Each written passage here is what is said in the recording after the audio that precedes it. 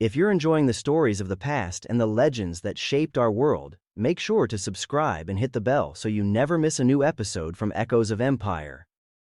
In the ancient lands between the Tigris and Euphrates, where early cities rose from mud and clay, and the rivers carved life into the desert, there emerged a people whose name once shook the world.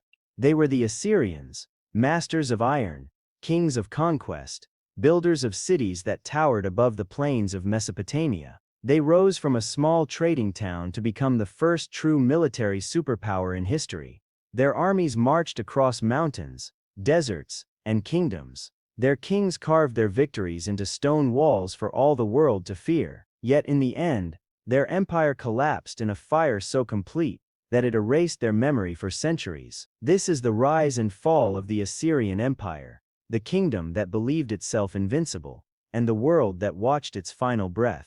Our story begins around 4,000 years ago, in a small city called Assur. At that time it was not a vast kingdom. It was a trading center along the Tigris, built of mud, brick, and stone, known more for its merchants than its warriors. Caravans left Assur and headed deep into Anatolia, carrying textiles, silver, tin, spices, and goods that crossed continents. These merchants created colonies in foreign lands and developed the first large-scale trade networks in the Near East. But commerce alone cannot build an empire. In time, Assur grew restless. Surrounded by rivals and threatened by powerful neighbors, its leaders turned to war. Over generations the city transformed. The merchants remained, but the kings now trained armies. They built temples to the god Assur, adopted new military tactics, and organized their troops in ways that would one day reshape the known world. By the second millennium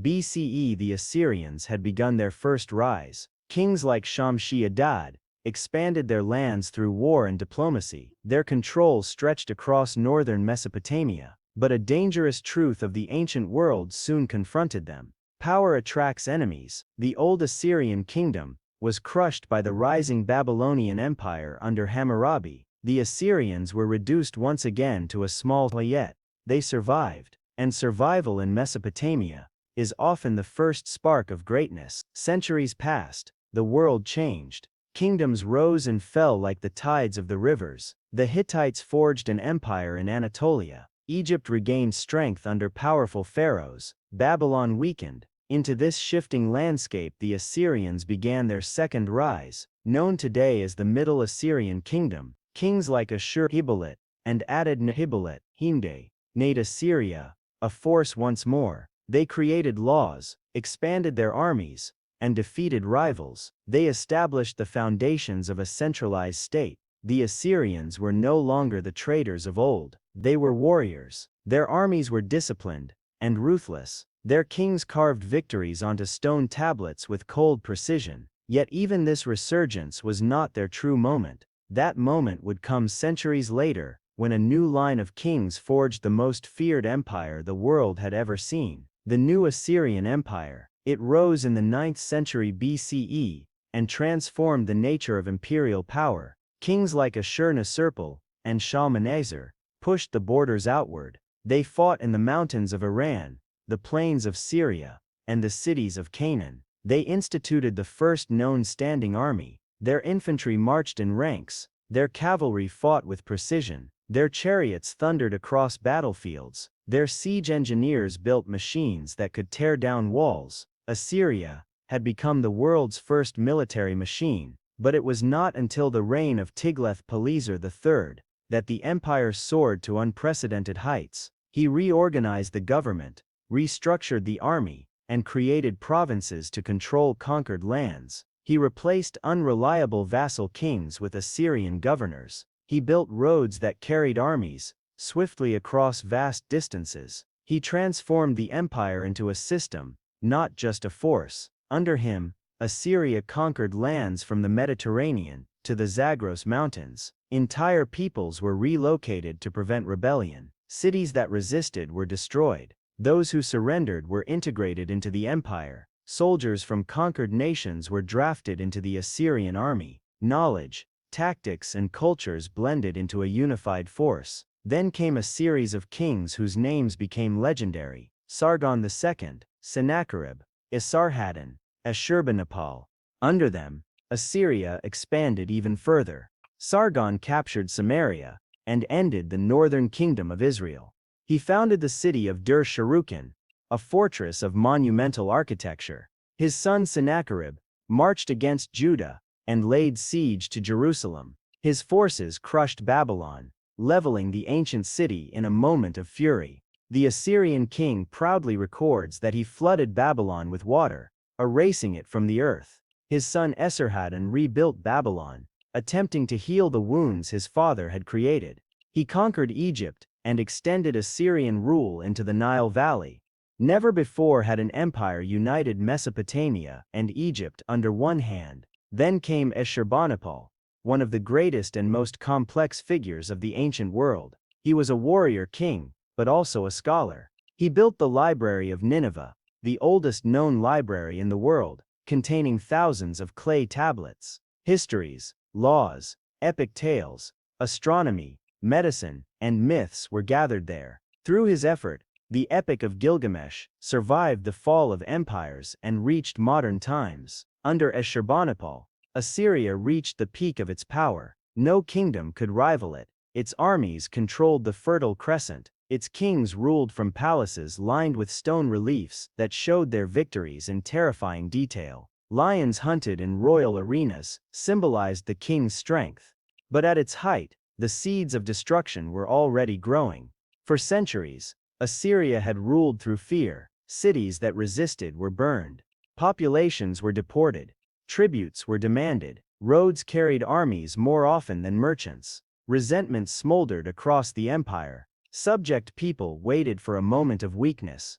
That moment came after the death of Ashurbanipal. His successors were weaker. The empire faced revolts, internal disputes, and rivals watched with interest. Babylon, long under Assyrian control, rebelled. The Medes in the east grew powerful. The Scythians and Cimmerians raided from the north. The Egyptians sought influence over Syria. The world that Assyria had dominated now moved against it. The collapse was sudden and shocking. Babylon allied with the Medes. Together they marched north. One by one, Assyrian cities fell. In 612 BCE, the combined armies laid siege to Nineveh, the heart of the empire. The walls were high, the city vast, but unity had crumbled. After a long siege, the city fell to the invaders. Flames consumed palaces. Temples collapsed. The library of Ashurbanipal was buried under rubble. The last Assyrian forces retreated west, toward Haran. They fought desperately to regain control, but the power of the empire was gone. In 609 BCE, the final Assyrian king disappeared into history. The empire that had once dominated the known world ceased to exist. Its fall was so complete that later civilizations forgot it entirely. The Greeks knew nothing of Assyria, except whispers. Rome spoke of Assyrians only in vague myths. For more than 2,000 years, the empire that once ruled the Near East lay buried under earth and silence. Then in the 19th century, archaeologists uncovered massive stone animals in the deserts of Iraq. They found winged bulls with human heads. They found palaces beneath the sand. They found clay tablets with unknown writing. Step by step, the lost world of Assyria returned. The words of kings emerged. Their victories and defeats were read again. The ruins of Nineveh and Nimrud revealed the truth. Assyria had not vanished. It had been waiting. Today the story of Assyria is more than a tale of conquest. It is a caution written in stone. Empires built on fear may burn bright, but they burn out quickly. Yet Assyria also left a legacy of administration, engineering, warfare, and learning. Its kings shaped the ancient world. Its scribes preserved knowledge. Its cities remind us that power can rise from humble beginnings.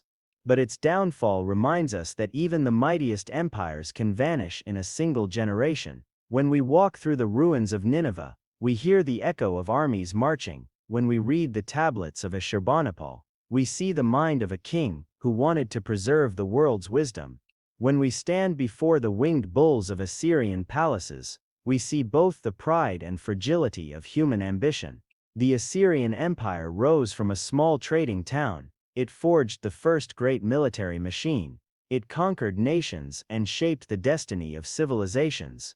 Then it fell into fire and silence so deep that the world forgot it ever existed, but history remembered. And through its ruins, we remember too. The rise and fall of Assyria is not just the story of a lost empire, it is the story of power, the story of memory, and the story of how even the greatest kingdoms can be swallowed by time.